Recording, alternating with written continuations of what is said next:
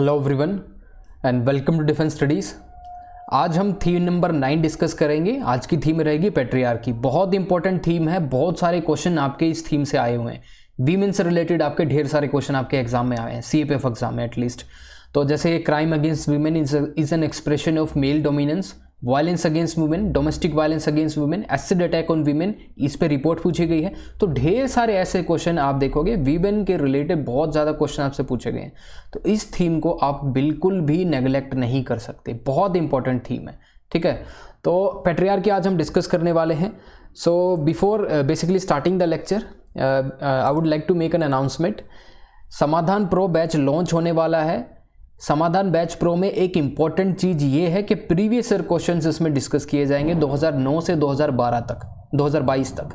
जितने भी previous year questions होंगे आपसे पूछा जाएगा किस क्वेश्चन में आपको दिक्कत है, अदरवाइज हम तो डिस्कस करेंगे ही।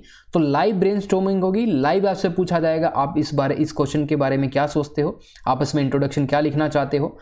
ऑन द स्पॉट्स आपकी करेक्शन होगी, उसी स्पॉट पे करेक्शन उसी टाइम पे होगी। ये नहीं कि आप आंसर लिख के भेज रहे हो, बहुत टाइम पे आपकी करेक्शन हो रही है, उसमें आप फ्लो लूज कर देते हो। ठीक है, तो इसीलिए लाइव ब्रेनस्टॉर्मिंग इज इंपॉर्टेंट। कहीं पे भी आपको कोई ऐसा प्लेटफॉर्म मिल रहा है तो आप उसको ज्वाइन कीजिए। बहुत इंपॉर्टेंट प्लेटफॉर्म है, शायद nobody is doing it, we are doing it.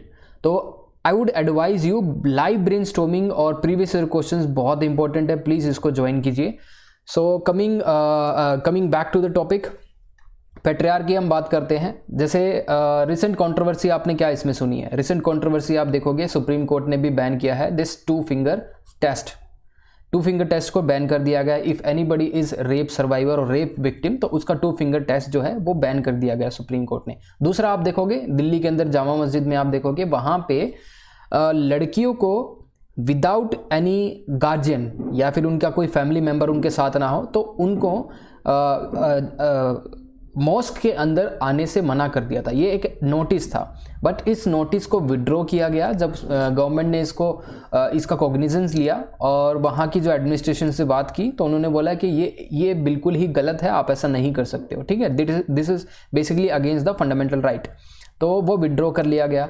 उसके बाद आप देखिए क्या प्रॉब्लम है बेसिकली हमारे यहाँ पे देखोगे इंडिया में क्या प्रॉब्लम है with respect to patriarchy, with respect to women. तो पहला हम देखते हैं complex and mystifying institutions of power and control in the society. दूसरा आप देखोगे signifies a male dominated structure. Patriarchy का मतलब है मेल डोमिनेशन। जैसे आपका क्वेश्चन आया था crime against women is an expression of male domination, तो पैट्रियार्की का ही मतलब है उसमें। ठीक है, तो इनडायरेक्टली उसमें पैट्रियार्की पूछा है आपसे। दूसरा हम देखेंगे this patriarchy basically hampered position of middle class working women. आप देखोगे मिडिल क्लास वर्किंग वुमेन की मोबिलिटी को क्या किया जाता है, कंस्ट्रेंट किया जाता है। मोबिलिटी आप देखोगे कहाँ पे उनको काम करना है, कहाँ पे नहीं करना, बहुत सारी चीज़ें उनकी क्या है कंस्ट्रेंट की जाती है वीमेन की। दूसरा आप देखोगे उनका ऑक्यूपेशन है, क्या किस ऑक्यूपेशन में वो जाना चाहती हैं, ये भी उनका रेस्ट्रिक्शन है। दूसरा आप देखोगे male domination in diverse aspect of life. कौन कौन सी डाइवर्स एस्पेक्ट आप देखोगे, मॉरल अथॉरिटी, सोशल प्रिविलेजेस आप देखोगे मेंस को ज़्यादा हैं। डिसीजन मेकिंग पावर फैमिली में आप देखोगे वीमेंस के पास कम है क्योंकि फाइनेंशियल इंडिपेंडेंस नहीं है। दूसरा आप देखोगे पैट्रियार्की है। कंट्रोल ऑफ प्रॉपर्टी देखोगे तो कॉपर शेनर जो राइट है 2005 में सुप्रीम कोर्ट ने इक्वल कॉपर शेनर राइट जो है वीमेन को भी दे दी है।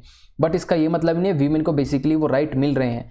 Women basically they are reluctant to basically make a claim on the hereditary property of the father। ठीक है, तो कंट्रोल ऑफ प्रॉपर्टी आप देखोगे, पॉलिटिकल लीडरशिप आप देखोगे राज्यसभा में कितना पार्टिसिपेशन है, लोकसभा में कितना पार्टिसिपेशन है।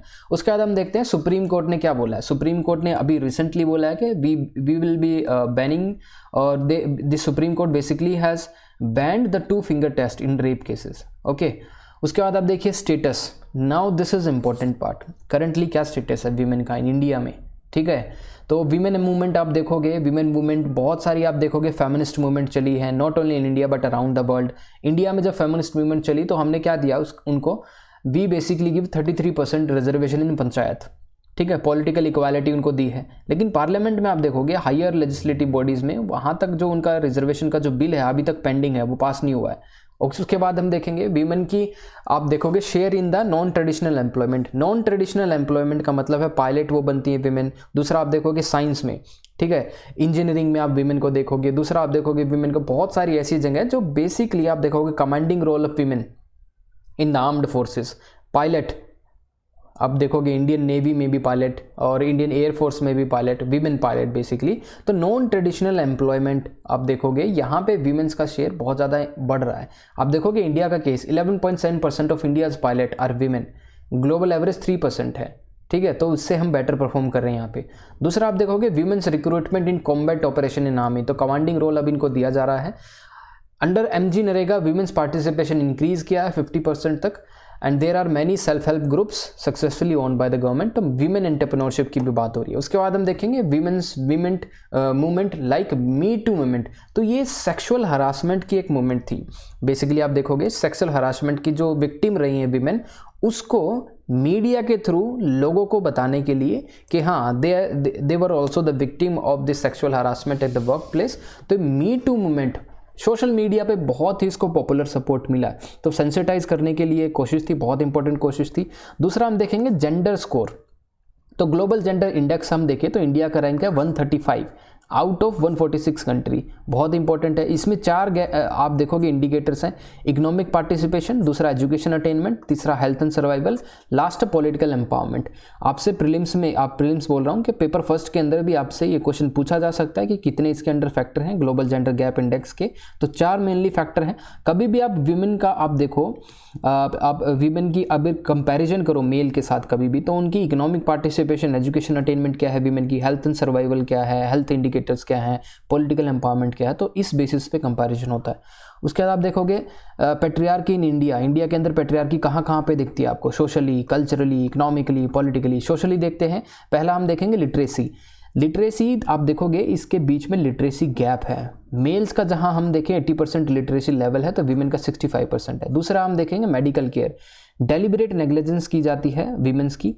आप देखोगे इन्फेंट को डेलिबरेटली, जो वीमेन इन्फेंट को आप देखोगे, जो चाइल्ड है उसको शुरुआत में in the initial age of her life basically उसको डेलिबरेटली नेग्लेक्ट किया जाता है कि कैसे वो बीमार पड़ जाए, और उनको अनअटेंशन दी जाती है। बीमार पड़ने के बाद उनको ऐसी कोई प्रॉब्लम हो जाती है जिससे they basically passed out. Okay, तो यही males get more medical care attention comparatively to girls. दूसरा आप देखोगे कल्चरल, तो सन मेटा प्रेफरेंस है। सब चाहते हैं कि पहला आपको जो बच्चा हो वो आपको मेल चाइल्ड हो। This is the son meta preference. ये इकोनॉमिक सर्वे 2019 के अंदर ये सन मेटा प्रेफरेंस, ये बहुत इंपॉर्टेंट कीवर्ड है, आपको याद होना चाहिए। दूसरा हम देखेंगे चाइल्ड मैरिज 27%, यूनिसेफ की रिपोर्ट है, बहुत इंपॉर्टेंट है। तो इंडिया के अंदर 27% केसेस है चाइल्ड मैरिज के। अब देखोगे आप more women divorced and separated comparatively, ठीक है, कंपैरेटिवली टू अगर हम देखें comparatively to male counterpart, ठीक है, डाइवोर्स एंड सेपरेटेड। तो सबसे ज़्यादा आप देखोगे कभी डाइवोर्स होता है और सेपरेशन होता है, तो अगर हम देखें जो सबसे ज़्यादा प्रॉब्लम किसको क्रिएट होती है, वीमेन को, ठीक है। तो women they need to get back their own home, और वहाँ पे उनकी इतनी ज़्यादा रिस्पेक्ट नहीं होती, तो उनका सोशल स्टेटस कम हो जाता है। तो ये सभी प्रॉब्लम जो उनको रहती है वीमेन को। उसके बाद हम देखेंगे इकोनॉमिक में अगर हम देखें तो female labour force participation rate 26% है, नीति आयोग की रिपोर्ट है। उसके बाद हम देखेंगे जेंडर गैप रिपोर्ट 34% है, ILO की रिपोर्ट है, international labour organisation. Glass ceiling effect हम देखें तो ऑल दो स्ट्रेटेजिक पोजिशन कहीं पे भी आप देख लिए, प्राइवेट सेक्टर में आप देखोगे बहुत सारे जो आप देखोगे डिसीजन मेकिंग जो पोस्ट होती हैं उनको रिजर्व किया जाता है मेल्स के लिए। क्यों? क्योंकि आप देखते हैं वहाँ पे ग्लास सीलिंग इफेक्ट है। वीमेन को सोचा जाता है, वीमेन को ऐसे अज्यूम करते हैं कि they are not emotional intelligent, emotionally वो इंटेलिजेंट नहीं है, इसलिए उनको इतनी स्ट्रेटेजिक पोजीशन उनको नहीं दी जाती, ठीक है। तो ग्लास सीलिंग इफेक्ट है। उसके बाद आप देखोगे फेमिनाइजेशन ऑफ इनफॉर्मल सेक्टर जैसे एग्रीकल्चर और मैन्युफैक्चरिंग सेक्टर में आप देखोगे, या फिर आप कैजुअल वर्क करते हुए देखोगे वीमेन को, तो सबसे ज़्यादा वीमेन आपको यहीं पे मिलेगी, ठीक है। Defeminisation of formal sector, service sectors में वीमेन का पार्टिसिपेशन रेट कम हो रहा है despite being increase in the literacy level of the women. उसके बाद आप देखेंगे पॉलिटिकल फैक्टर हम देखेंगे फीमेल का पार्टिसिपेशन बहुत कम है पार्लियामेंट के अंदर। 99th रैंक आता है इंडिया का अक्रॉस द वर्ल्ड।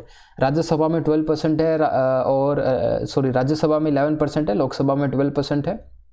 उसके बाद हम देखते हैं क्या क्या और कंस्ट्रेंट है, क्या क्या कंस्ट्रेंट है जो वीमेन फेस करती है। पहला देखेंगे cast division.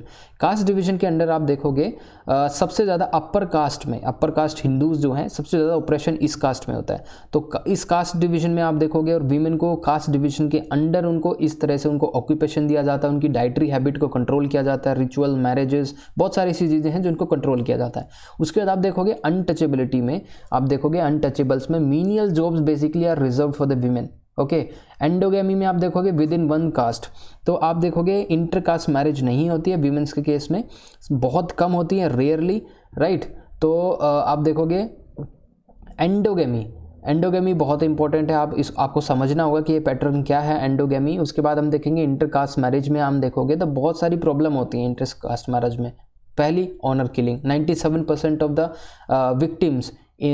Victims of honour killing are basically women, ठीक है। और उससे आप देखोगे इंटरकास्ट मैरिज के अंदर अगर जो विमेन है, आप देखोगे विमेन के केस में upper caste women marry lower caste man, ये बहुत कम होता है, दिस इज रेयर, ठीक है। Only 4.9% are pratiloma marriage. जब आप जब एंशिएंट इंडिया में पढ़ रहे होगे, जब वैदिक कल्चर पढ़ रहे होगे, तो वहाँ पे आपको दिखेगा प्रतिलोमा, अनिलोमा, ये दो टाइप की मैरिज होती है।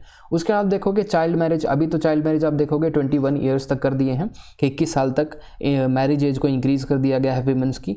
बट डिस्पाइट दैट, इंडिया के अंदर 102 मिलियन गर्ल्स हैं who constitute 30% of the female population and were married before the age of 18, और ये 2011 का सेंसस है। उसके बाद हम देखेंगे dowry death, 8000 dowry death related India के अंदर हो चुकी है, एनसीआरबी का डेटा है। तो ये जो डेटा है आप कोट कर सकते हो कहीं पे भी, जैसे आपका violence against women in India, ये क्वेश्चन आया है, ठीक है।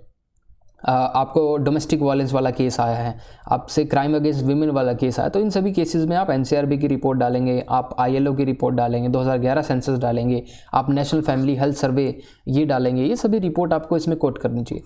उसके बाद हम देखेंगे फीमेल इन्फेंटिसाइड और फिटिसाइड, ये भी बहुत बड़ी प्रॉब्लम है। जैसे हम देखेंगे इससे क्या हो रहा है, सेक्स रेशो कम हो रही है। उसके बाद हम देखेंगे मिसिंग वुमेन और ट्रैफिकिंग और रैकेटिंग, सेक्स रैकेटिंग, इन सभी चीज़ों में वीमेन का मिसयूज़ होता है। फीमेल रिप्रेजेंटेशन इन पार्लियामेंट, ये सभी चीज़ें वही हैं, रिपीटेशन है। इकोनॉमिक में आप देखोगे दोबारा से फीमेल लेबर पार्टिसिपेशन 26% है, नीति आयोग की रिपोर्ट है। और जेंडर पे गैप 34% है, आईएलओ की रिपोर्ट है। Existence of class ceiling effect और फेमिनाइजेशन ऑफ इनफॉर्मल सेक्टर, बहुत इंपॉर्टेंट। अगर ये सभी डेटा भी आपको पता चल गया तो आप इतनी बेटर पोजीशन में है, वीमेन से रिलेटेड कुछ भी टॉपिक आप हैंडल कर सकते हैं। बट एक चीज़ होनी चाहिए, आपको इन्फॉर्मेशन यूज़ करनी आनी चाहिए।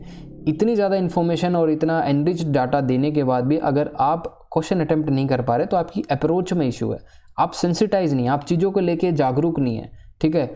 तो ये जागरूकता, ये सेंसिटाइजेशन और ये बेसिकली आप देखोगे अर्जेंसी और बेसिकली आप फील नहीं कर रहे हो नेशनल इश्यूज़ जो हैं, बेसिक इश्यूज़ जो हैं देश के, अगर उनको लेके आप फील नहीं कर रहे तो आपको बहुत ज़्यादा डिबेट देखने की ज़रूरत है, आपको क्लासेस करने की ज़रूरत है, तभी आप थोड़े से सेंसिटाइज हो सकते हो, ठीक है।